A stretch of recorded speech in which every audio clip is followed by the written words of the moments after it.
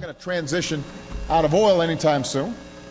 And that's why under my administration, America is producing more oil today than at any time in the last 8 years. That's why we have a record number of oil rigs operating right now, more working oil and gas rigs than the rest of the world combined. Over the last 3 years, my administration has approved dozens of new pipelines, including from Canada. That was President Obama in a campaign speech down at the University of Miami in Miami, Florida, which happens to be kind of a swing state, talking about high gasoline prices and blasting elsewhere in that speech Republicans for what he says is their refusal to allow the United States to expand its energy options. This is Power Play. Welcome back, Internet. We are having a great Friday here because Kirsten Powers is with us.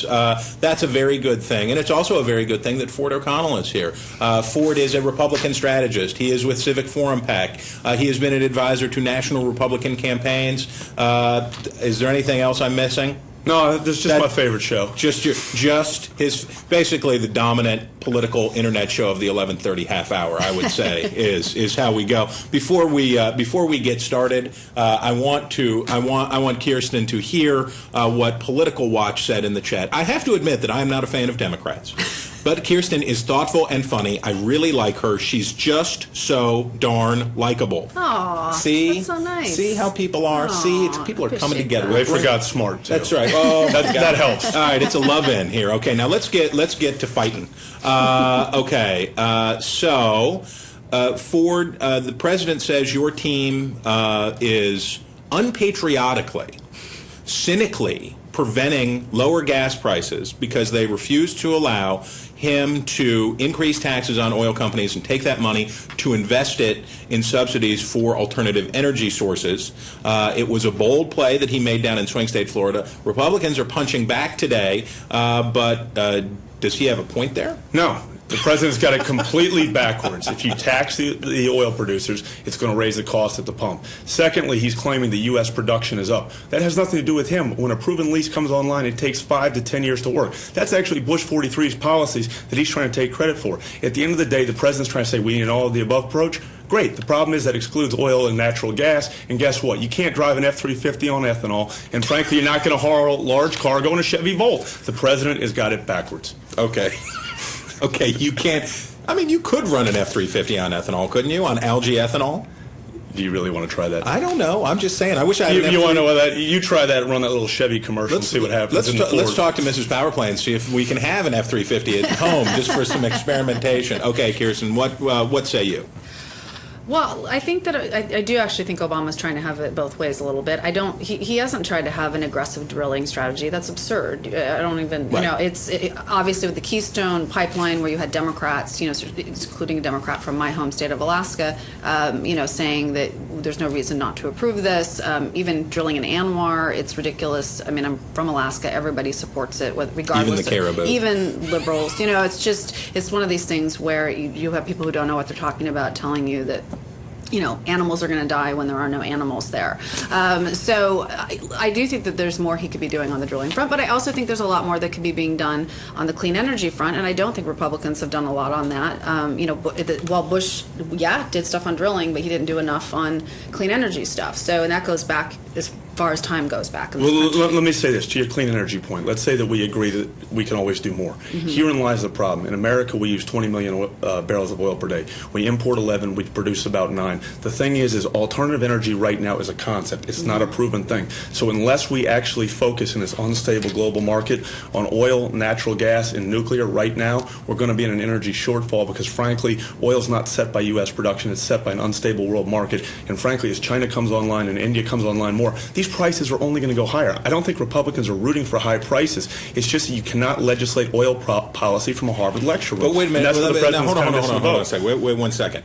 Now, what's to prevent, though, Republicans from sort of taking the president's dare and saying, you want algae, ethanol, you want whatever? Sure, let's spend some money on it. Let's do it now and do that and sort of call his bluff. Why not do that? I think you should do that, because if you do that, then you're going to look like an honest broker. We're already spending money there anyway. Even though it means deficit spending to do it. It does, but bring in the pipeline.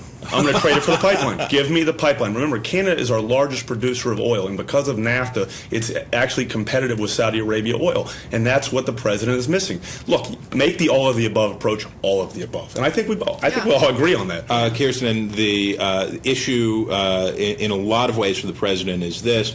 Other than tapping the strategic oil reserve. No, we should point out a fascinating fact today.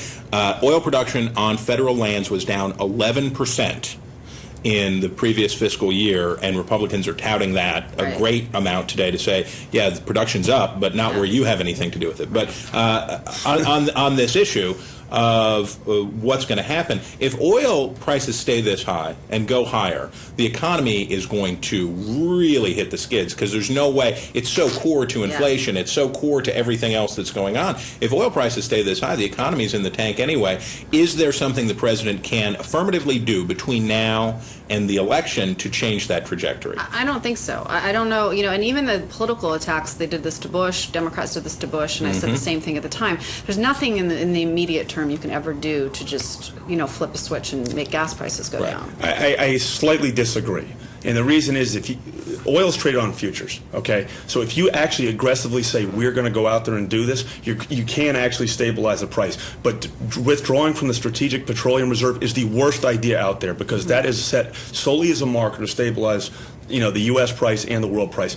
Drawing down from that is only eventually going to bring the price back up. So there are some things he can do. Is it going to drastically change? No, but I think that he could do more. Is this a fair line of inquiry for Republicans? I mean, I know everybody does it. We've been seeing today the ads that Barack Obama ran against John McCain in heavy rotation about that Obama would bring gas prices down and John McCain would increase them.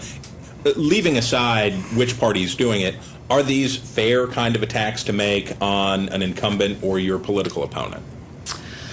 Yes and no. On the one hand, because it takes such a long time to actually get anything done, it's hard to say that even if Obama had come in guns blazing, drilling his heart out, I don't know how much, it would not naturally, substantially change it. It may change it around the margins, at the same time, you can make the argument that over the long term, if the Democratic Party was supporting drilling, or if the Republican Party was supporting green energy, maybe we would be in a different situation. I think it's a fair argument. Here's why. Right now, people are worried about jobs, okay? If you can't drive to your job, who cares if you have a job? And I think that that's one of the things. I mean, I understand that both parties are playing a little bit on fear, but given the state of the economy right now, I think it's relatively fair compared to some of the other things we attack each other on. That's a pretty low bar. Right, that's right. We here at Power Play have surmounted the lowest bar possible, which is better than other petty attacks. Guys, we have to go. Ford, thank you so much for coming in. Thank you. And Kirsten, the internet just loves you. So thank you so much for making time for it. Okay, guys.